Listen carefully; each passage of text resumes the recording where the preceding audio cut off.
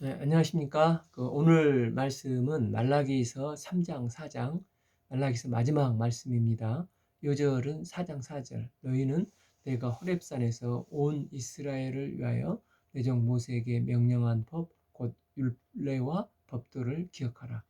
이 말라기 3장에서 이제 구제불능의 하나님의 백성들을 향해서 하나님께서 아주 큰 일을 준비하신다고 말씀을 하십니다. 우리가 이제 1, 2장을 읽으면서 느낀 것은 이스라엘이 징계로 말미암아 이제 바벨론 포로로 잡혀갔다가 회복되어서 어렵게 이제 학개와 스가랴 격려를 통해서 성전 재건을 완성하고 이제부터는 잘 하겠지 했는데 또다시 이제 50년, 100년이 흐르면서 회의와 불신 속에 빠져 있는 말라기서의 그들을 보면서 한편으로는 이해가 되면서도 또한 어떻게 이 지경까지 갈 수가 있나? 정말 이스라엘 백성은 구제불능이라는 생각이 들었습니다. 우리는 구약의 끝 말라기를 보면서 비단 이스라엘 백성들뿐만 아니라 범죄한 인간의 모습, 정말 어쩔 수 없는 학계적인 존재이구나 이렇게 느끼게 됩니다. 그 홍수 심판을 통해서 또다시 바벨탑을 쌓는 인간처럼 인간은 바벨론이 아니라 이게 바벨론 할아버지로 징계를 한다 할지라도 스스로 의로워질 수 없는 인간의 한계를 깊게 깨닫게 된 것입니다. 우리 인간에게는 누구나 하나님의 크신 은혜가 필요합니다. 즉 메시아 되시는 예수 그리스도의 보혈의 은혜가 아니고는 근본 하나님의 형상을 회복시킬 수가 없습니다. 이로 말라기 선지서는 인간은 어쩔 수 없는 존재다. 인간 스스로는 절대 깨끗해질 수 없다. 이것을 깊게 발견하는 과정이라 할 수 있습니다. 그럼 이런 인간에게 뭐가 있어야 합니까? 1. 만군의 여호와가 이르노라 보라 내가 내 사자를 보내리니 그가 내 앞에서 길을 준비할 것이요. 또 이런 인간에게는 하나님의 전적인 은혜가 필요합니다. 범죄한 이후 구약 전체를 통해서 수많은 죄의 종들을 통해서 약속하시고 언약하신 약속한 메시아가 절대 필요한 것입니다. 하나님은 이 약속된 여호와의 사자를 보내시기 전에 그 길을 앞서 준비할 선지자가 필요하다고 말씀을 하십니다. 그럼 그가 내 앞에서 길을 준비할 것이요. 여호와의 사자는 어떤 자입니까? 이사야서 40장 3절에 봐보면 외치는 자의 소리여 이르되 너희는 광야에서 여호와의 길을 예비하라. 사막에서 우리 하나님의 대로를 평탄하게 할 것이라. 이게 이제 신약 성경 마가복음 1장 2절 3절에서 보면 광야에서 외치는 자의 소리가 있어 너희는 주의 길을 준비하라. 그가 오실 길을 곧게 하라. 기록된 것과 같이 주의 길을 예비하라. 이제 세례 요한의 말씀을 하고 있습니다. 1절비 너희가 구한 바 주가 갑자기 그의 성전에 임하시리니 곧 너희가 사모하는 바 언약의 사자가 임할 것이라 말씀하십니다. 그 뒤에 성전의 주인이 되시는 약속된 메시아 예수 그리스도가 오시게 된다는 것입니다. 그런데 1장 10절에서 너희 중에 성전 문을 닫을 자가 있었으면 좋겠다. 그 시대를 보시면서 하나님께서 오죽하시면 성전 문을 닫았으면 좋겠다고까지 하셨겠습니까? 그런데 이제 주가 갑자기 그 성전에 임하시리라고 말씀을 하십니다. 또한 2장 8절에서 너희가 레위의 언약을 깨뜨렸다. 하나님께서 레위와 맺었던 거룩한 언약이 깨졌다고 선언을 하셨는데 이제는 너희가 사모하는 바 언약의 사자가 임할 것이라고 말씀을 하십니다. 이로 회복의 역사를 이루실 것을 예언을 하십니다. 그래서 주의 사자가 와서 오실 길을 닦아 그 길을 예비해 주님의 예비하면 주님의 성전이 임하고 언약의 사자가 임함으로 하나님께서 구속의 역사를 회복하시고자 작정하셨음을 말씀하고 있습니다. 그런데 그날은 궁극적으로 회복되는 날이지만, 회복은 낡은 기초 위에 집을 짓는 것이 아니고 낡은 기초가 다 무너진 곳에 새로운 질서의 회복이 이루어진다는 것입니다. 즉 하나님의 심판은 낡은 것이 깨지고 무너짐을 통해서 깨끗하게 되어집니다. 그가 임하는 날을 누가 능히 당하며 그가 나타나는 때에 누가 능히 서리요. 지금 그는 금을 연단하는 자의 불과 표백하는 자의 잿물과 같을 것이라고 말씀하십니다. 여기서 그 잿물은 이사야서 1장 25절에서도 나오는데, 내가 또 내 손을 내게 돌려 내 찌꺼기를 잿물로 씻듯이 녹여 청결하게 하며 내 혼잣물을 다 제거하여 버리고 우리 속에 달라붙은 비본래적인 것들, 이 본질적인 것들을 다 제해버리신다는 것입니다. 인간은 본래적으로 창세기 1장 26절을 보면 하나님의 형상을 따라 하나님의 형상대로 하나님의 이미지대로 지음을 받았습니다. 그런데 아담의 범죄로 말미암아 인간은 타락되어서 교만과 욕심, 게으름 등으로 인해서, 죄로 인해서 하나님의 형상이 흐려지고 가려져 버렸습니다. 때문에 인간은 죄로 인해서 본래적인 나답지 못하는 존재가 되어버려서 살아가는 것입니다. 그런데 하나님이 께서 이제 절대적인 은혜로 말미암아 그 여자의 후손 그분을 보내실 것을 약속하시고, 이제 예수님께서 이 땅에 오셔서 보혈의 은혜로 말미암아 죄 씻김을 받고 본래적인 하나님의 형상을 회복시키실 것입니다. 또한 그가 은을 연단하여 깨끗하게 하는 자같이 앉아서 레위 자손을 깨끗하게 하되 금은같이 그를 연단하리니. 지금은 이렇게 인간은 어쩔 수 없이 더러운 재물, 더러운 것밖에 하나님 앞에 드릴 수밖에 없습니다. 그런데 이제 그분이 오셔서 하나님의 어린 양으로 십자가에 피 흘려 죽으심으로 백성들도 레위 자손들도 다 그를 믿는 자는 누구나 깨끗게 되고 이제는 깨끗한 제물을 주께 드릴 수 있게 해 주시겠다는 것입니다. 또한 주 안에서 때때로 시련과 고난을 통해서 이제 불순물을 제거하면서 더 나은 본래대로 성화시켜 빚어져 가게 하신다는 것입니다. 히브리서 1장 9절 9에 말씀하시기를 보시옵소서 내가 하나님의 뜻을 행하러 왔나이다 하셨으니 그 첫째 것을 패하심은 둘째 것을 세우려 하심이라. 10. 그 뜻을 따라 예수 그리스도의 몸을 단번에 들이심으로 말미암아 우리가 거룩함을 얻었노라. 12. 오직 그리스도는 죄를 위하여 한 영원한 제사를 드리고 하나님 우편에 앉으사 그가 14. 거룩하게 된 자들을 한 번의 제사로 영원히 온전케 하셨다고 말씀하셨습니다. 바로 예수님께서 십자가에 피 흘리심으로 이제 예수님은 한 제물로 단번에 거룩함을 입고 영원히 드려지는 제물을 온전케 하신다는 것입니다. 우리가 이제 골백번 구약의 율법 제사를 드려 정결케 한다 할지라도 이례적인 것뿐이지 근본적으로 우리를 깨끗하게 하실 수가 없었습니다. 그러나 이제는 레위의 언약의 사자 되신 예수님께서 십자가에 피 흘리심으로 단번에 공의로운 제사를 드림으로 깨끗게 하셔서 제사를 온전히 회복시켜 주시겠다는 것입니다. 그래서 3b 그들이 공의로운 제물을 나 여호와께 바칠 것이라. 즉 예수의 이름으로 드리는 제물은 다 깨끗해진다는 것입니다.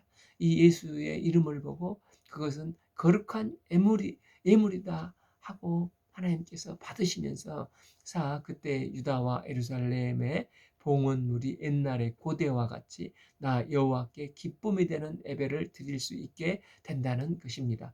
그러니 우리가 예배 보러 가는 것 자체가 얼마나 감사하고 감격적인 일입니까? 일주일 동안 우리가 세상에 정신없이 살다 또 세상에 찌들다 이제 주의 전에 발을 들여놓고 거룩하신 주님 앞에 나가 신령과 진정으로 예배할 수 있는 게 얼마나 큰 은혜요, 특권이요, 감사한 일입니까? 이렇게 우리가 매주 하나님께 감사하며 하나님께 진정과 신령으로 예배를 드리는 예배자들로 세움받아 나아갈 수 있기를 기도합니다. 이렇게 하나님께 거룩한 예배를 드릴 때 하나님의 기쁨이 되신다는 것입니다.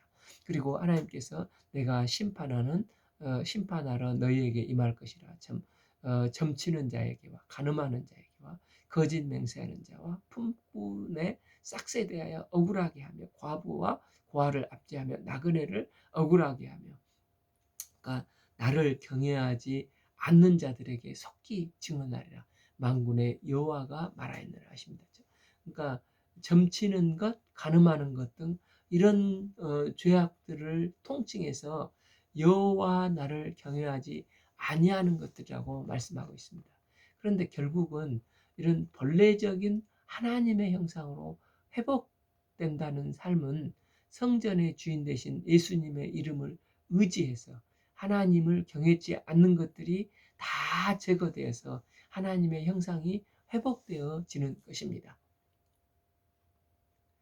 즉 본래적인 삶의 회복이라 점친다는 것은 하나님이 아닌 다른 것을 의지해서 자기 운명을 개척해 보려고 하는 것이고, 또한 간음하지 않는다는 것은 스스로 더럽히지 않는 것인 동시에 이웃을 수단으로 삼지 않는다는 것을 말하고, 또한 거짓 맹세를 안 하고 품꾼 싹을 떼어먹지 않고 고아와 과부를 압제하지 않는 것, 나그네를 억울하게 하지 않는 것, 결국 이런 것들이 주의 보혈의 능력으로 잿물처럼 깨끗이 씻겨 나가야 할 것들입니다.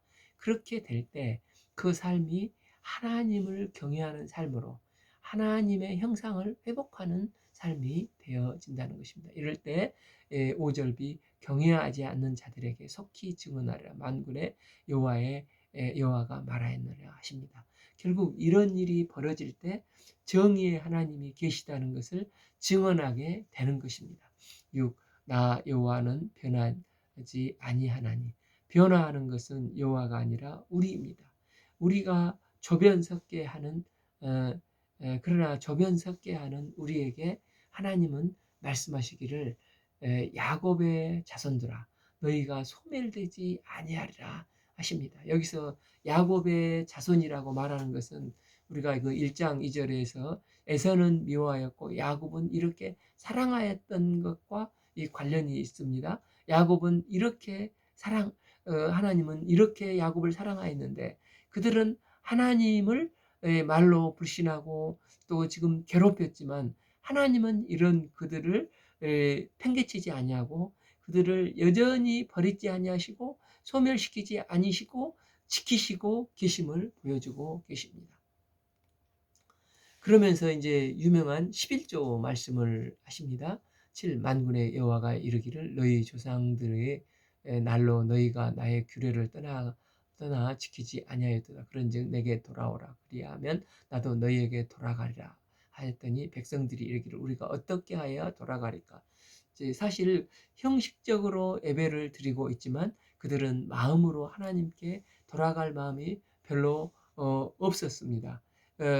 그러면서 어떻게 돌아갑니까? 형식적이지만 어쨌든 돌아간 것에 대해서 질문은 잘 했습니다. 8. 사람이 어찌 하나님의 것을 도둑질하겠느냐. 그러나 너희는 나의 것을 도둑질하고도 말하기를 우리가 어떻게 주의 것을 도둑질하였나이까 하는도다. 이는 곧 11조와 봉헌물이라. 그러니까 돌아감의 첫 번째는 온전한 것을 하나님께 바치는 것인데 성전과 관련해서 하나님께 속한 것을 도둑질하지 말라고 말씀하고 계십니다. 이제 봉헌물은 히브리어로 테루마로 하나님께 속한 것을 하나님께 돌려진다는 것을 뜻합니다. 9. 너희 곧 너희 나라가 나의 것을 도적질하였으므로 너희가 저주를 받았느니라. 즉 하나님께 속한 것을 하나님께 돌이키지 않고 사유화했기 때문에 이런 저주를 받았다는 것입니다. 그럼 그 창세기 1장을 먼저 보면 태초라는 어느 시점에서 하나님께서 어, 창조하시고 시간과 공간을 창조하셨습니다. 그리고 다섯째 날까지 그 만드신 공간 위에 각기 종류대로 모든 것을 채워 가셨습니다. 그리고 여섯째 날에 땅에 사는 뭇 짐승과 마지막으로 하나님의 형상을 닮은 사람을 만드셨습니다. 하나님은 이, 이, 이 인간을 위해서 모든 환경을 여섯째 날까지 예배하시고 마지막 날 여섯째 날에 인간을 창조하셨습니다. 그러므로 인간이 이 창조 역사에서 기여한 것은 하나도 없습니다. 다 하나님께서 준비하시고 모든 것이 하나님 거였습니다. 마지막에 인간이 그 위에 창조되었습니다. 그래서 유대인들은 이 땅의 주인은 온전히 하나님 것이라고 고백을 합니다. 비록 인간은 철조망을 치고 경계선을 쳐놓고 내 것이라고 하지만 그러나 근원적으로 그들도 결국은 두고 다 돌아가야 합니다. 그래서 성경은 끝없이 땅의 주인은 하나님이심을 말씀을 하고 있습니다. 그래서 거기에 요구되어지는 게 땅에서 나는 산물의 일부분은 고아와 가부와 나그네의 몫으로 남겨두라는 것입니다.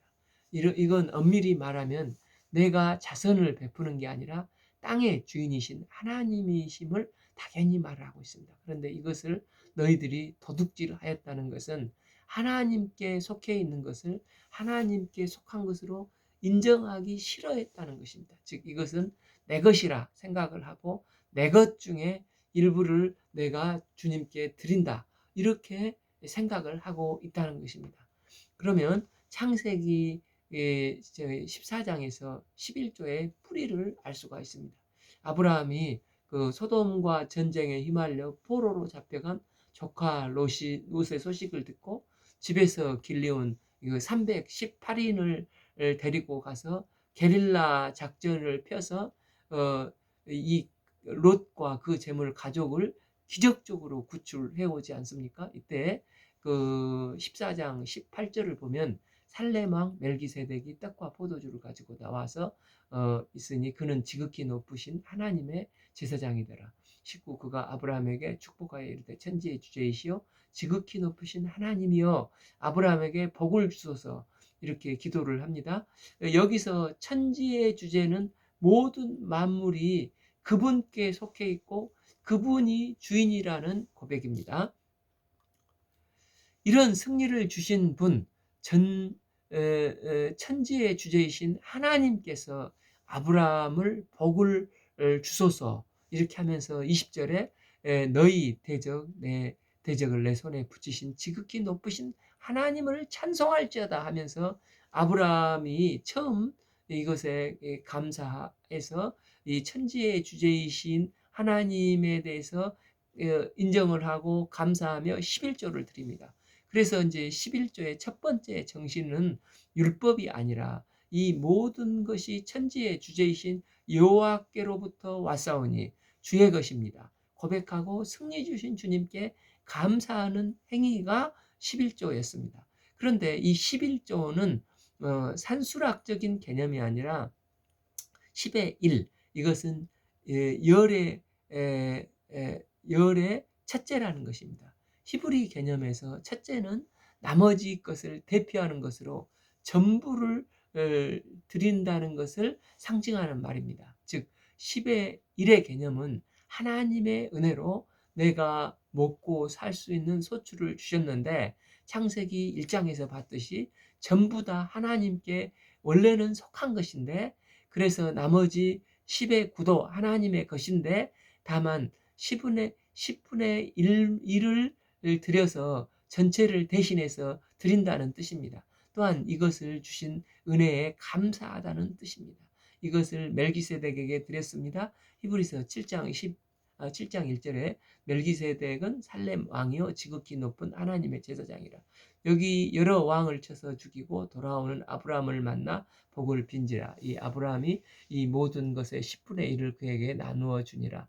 그 이름을 해석하면 먼저는 의의 왕이요 그 다음은 살렘 왕이니 곧 평강의 왕이요라고 나와 있습니다.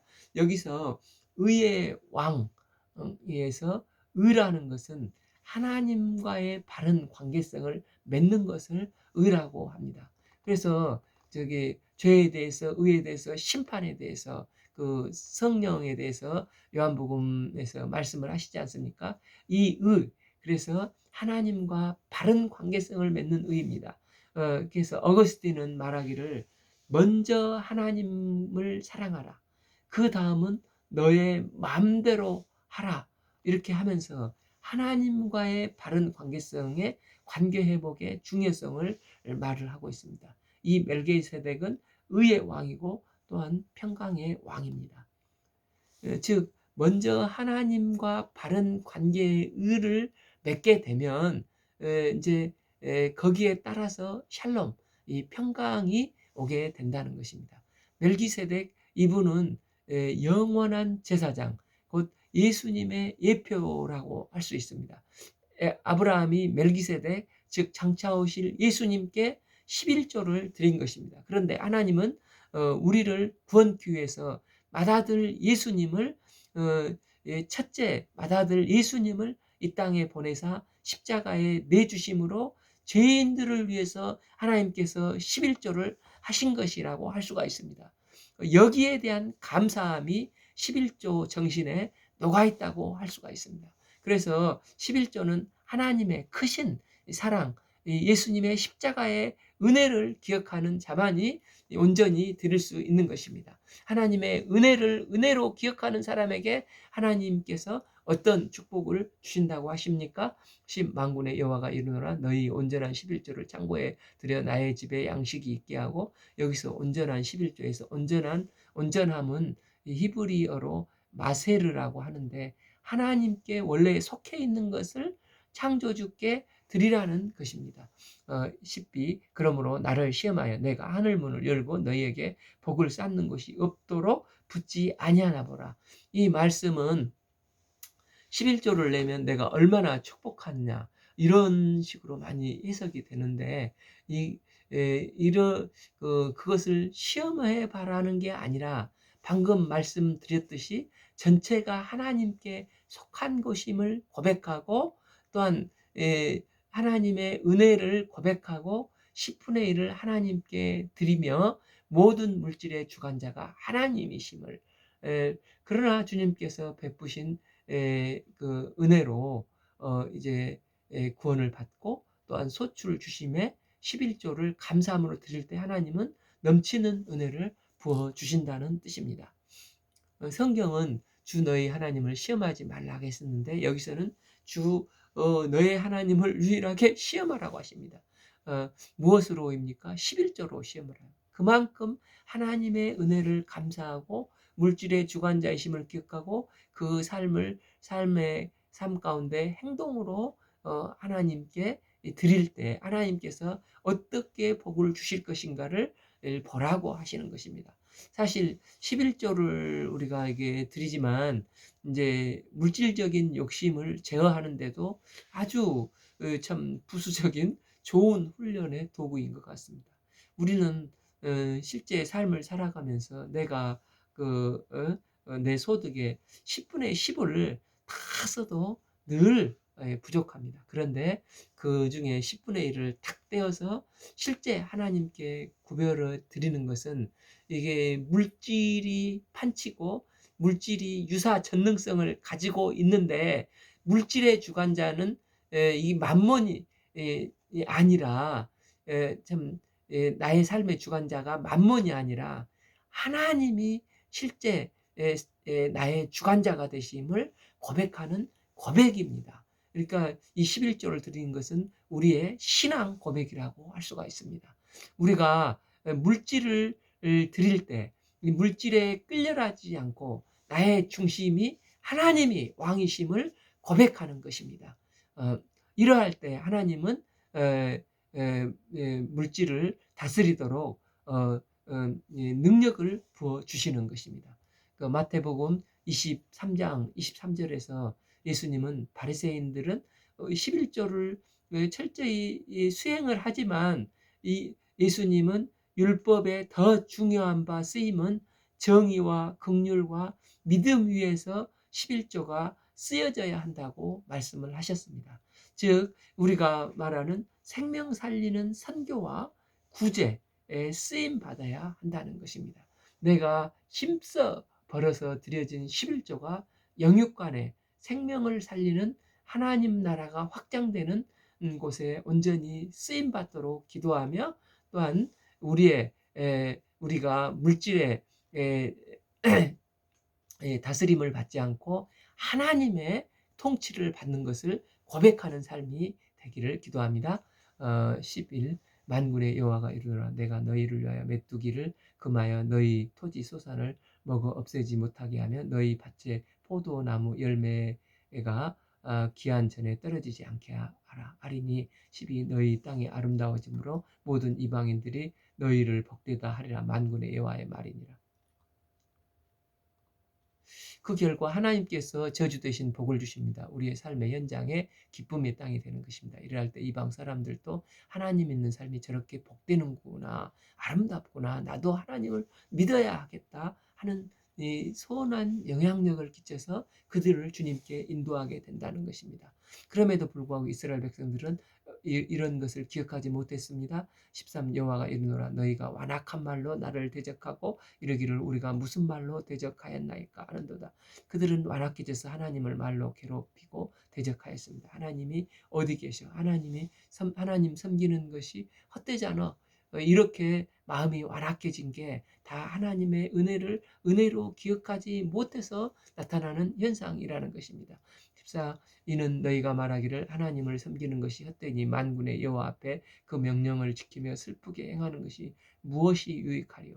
15 지금은 우리는 교만한 자가 복되다 하며 악을 행하는 자가 번성하며 하나님을 시험하는 자가 화를 면한다 하노라 하며 그래서 어떤 일이 발생합니까? 16 그때 여호와를 경외하는 자가 피차에 말하며 여호와께서 그것을 분명히 돌이키시고 여호와를 경외하는 자가 그 이름을 존중히 여기는 자를 위하여 여호와 앞에 있는 기념책에 기록하라 하셨느니라. 하나님을 경외하고 하나님을 존중히 여기는 삶이 하나님은 참 기뻐하십니다. 이렇게 하나님을 경외하고 하나님을 존중히 여기면 하나님도 이런 자들을 어떻게 대우하신다는 것입니까? 17 만군의 여호와가 이르노라 나는 내가 정한 날에 그들을 나의 특별한 소유로 삼을 것이요 또 사람이 자기를 섬기는 아들을 아낌같이 내가 그들을 아끼리니 그러니까 내가 하나님을 경외하고 하나님을 존중히 대우해 드리면 하나님도 나를 그냥 소유 정도로 너는 내 것이다 정도가 아니라 특별한 존재, 특별히 내 것이다, 특별한 소유로 삼겠다고 말씀을 하십니다. 뿐만 아니라 하나님은 자기를 섬기는 아들을 아낌없이 내가 그들을 같이 내가 그들을 아끼시겠다는 것입니다. 즉 메시아 되시는 독생자 예수님을 아낌같이 하나님은 하나님의 백성들을 아끼시겠다는 놀라운 약속의 말씀을 주시고 계십니다. 이때 너희가 돌아와서 의인과 악인이 분별하고 하나님을 섬기는 자와 섬기지 아니하는 자를 분별하리라 말씀을 하십니다. 이제 말라기 마지막 장인 4장은 장차 오실 메시아에 대한 언약의 말씀으로 심판의 날이 이르기 전에 예배가 회복돼야 하는 것을 말씀을 하고 있습니다. 만군의 여호와가 이르노라 보라 용광로 불같이 그날이 이르니니 이 일을 반드시 이루시는 신실하신 만군의 여호와가 보라 이렇게 말씀을 하십니다. 이 보라는 힌넨이라는 단어인데 임박하고 급박하게 이루어질 일을 선포할 때 쓰는 단어로 보라를 사용을 하십니다. 용광로는 모든 철광석 속에 있는 불순물들을 녹여내는데 하나님이 이 땅에 심판을 시행하시는 그날에 용광로와 같은 날이 될 거라고 말씀을 하십니다. 그날이 오면 교만한 자와 악을 행하는 자 지푸라기 같이 될 거라는 것입니다. 그 이르기를 그날에 그들을 살라 그 뿌리와 가지를 남기지 아니할 것이로되. 보통 그 죄의 뿌리를 세 가지로 말을 합니다. 첫째가 교만, 교만은 분수를 지키지 않은 것으로 사탄의 이게 속성이 교만이지 않습니까? 창세기 3장 5절에 사탄은 피조물인 하와에게 선악과를 따먹으면 창조주 하나님과 같이 된다고 교만을 부추기며 유혹을 했습니다. 또 하나의 죄의 뿌리는 불신앙입니다. 신앙과 불신앙의 차이는 내 인생을 하나님의 선물로 받아들이느냐, 그리고 지금은 힘들어도 하나님이 여전히 내 인생을 붙들고 신실하게 인도해 계심을 믿고 의지하면은 신앙이고, 믿지 않는 것이 불신앙입니다. 셋째는 끝없는 욕망이 죄의 뿌리입니다. 인간의 욕망의 끝은 한계가 없습니다. 그러나 용광로의 그날에는 그들이 순식간에 타는 초계와 같이 이게 초계와 같은 신세가 될 것이라는 것입니다.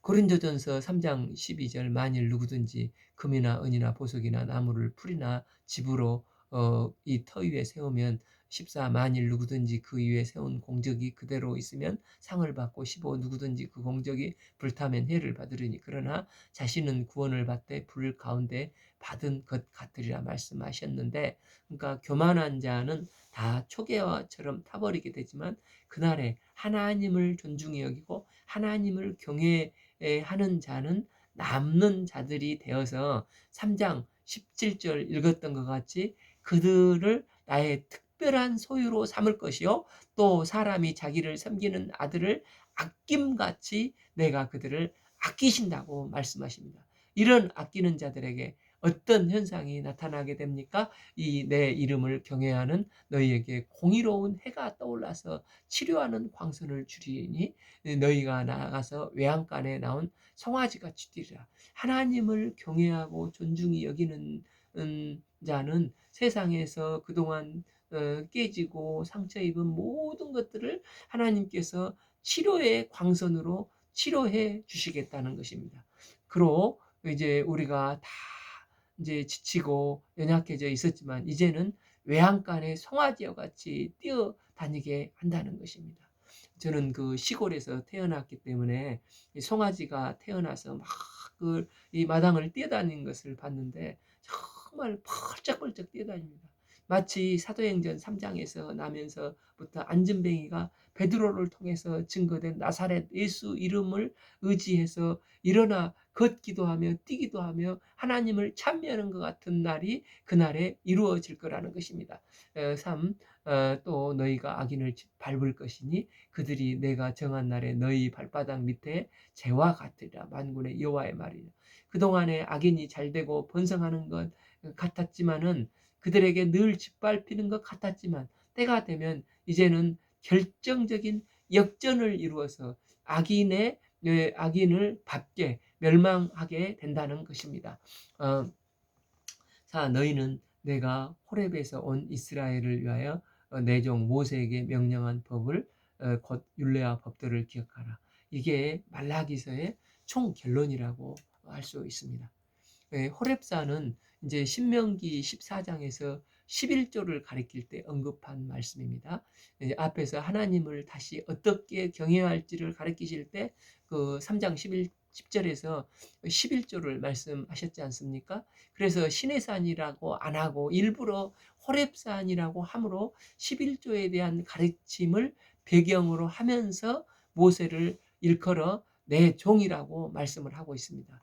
이게 종이라는 말은 섬기라는 서번트의 뜻이지 않습니까? 지금 하나님 섬김이 헛되다고 이스라엘 백성들이 말을 하고 있는데, 그러니까 하나님 섬기는 것은 이 모세의 내종이라고 하면서 결코 헛되지 않음을 말씀하기 위해서 모세를 내종으로 표현을 하고 있는 것입니다. 내종 모세에게 명령한 법, 곧 율례와 법도를 기억하라. 즉 율례와 법도를 늘 상기하며 청종하라고 하시는 것입니다. 오 보라 여호와의 크고 두려운 날이 이르기 전에 내가 선지자 엘리야 너희에게 보내리니 신약과 구약이 연결되는 지점입니다.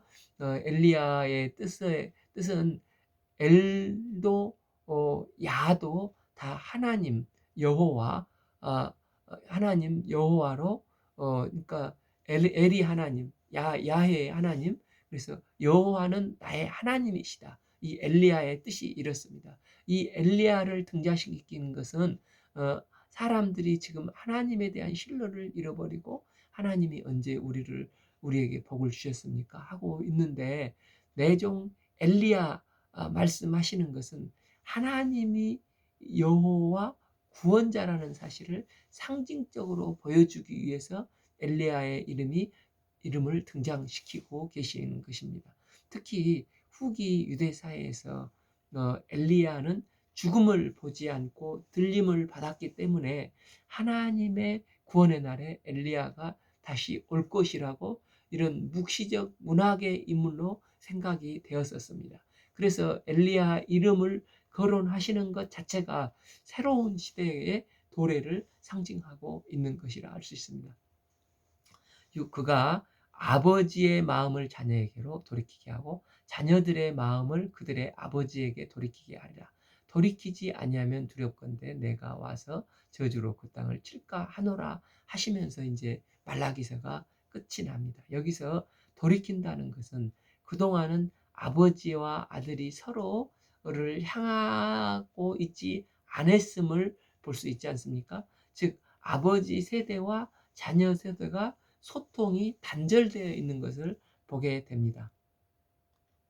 그러니까 말라기 맥락으로 보면 이제 바벨론 포로 귀환 후에 성전 건축하고 비록 그 바사의